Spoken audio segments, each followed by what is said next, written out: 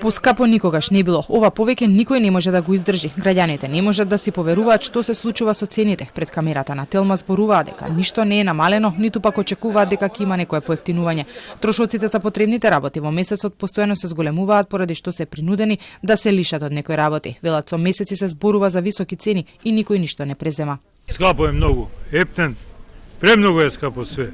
Не можеме ни да размислиме да одиме во театар или во некоја друга, во театар, кино, нешто такво. Кога би имала 40 години, никош не би останала овдека. Јас ги сваќам младите. Ова е стварно безобразлук.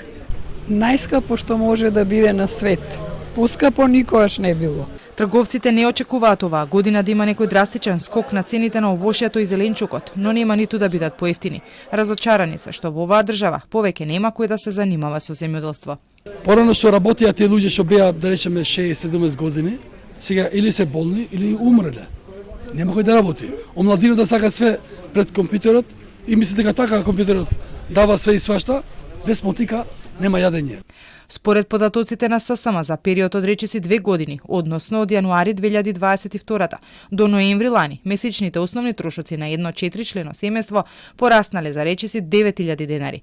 Ова е допред да се промени методологијата на пресметка на синдикалната минимална кошница.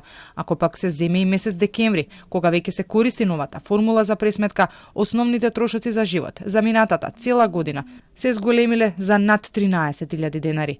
Според последните податоци на синдикатот, на едно 4-члено семејство во месецот за да ги покрие основните трошоци за живот му се потребни речиси 1000 евра.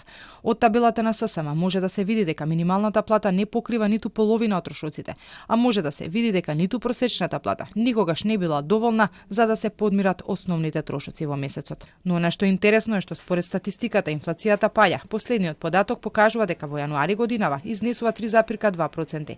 Највисока инфлација е регистрирана во ноември 2022 кога достигна до речиси 20%.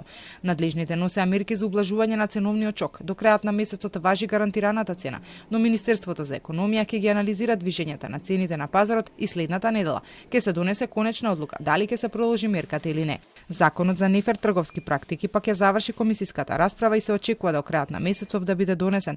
Со овој закон треба да се стави крај на манипулациите со цените на основните прехранбени производи.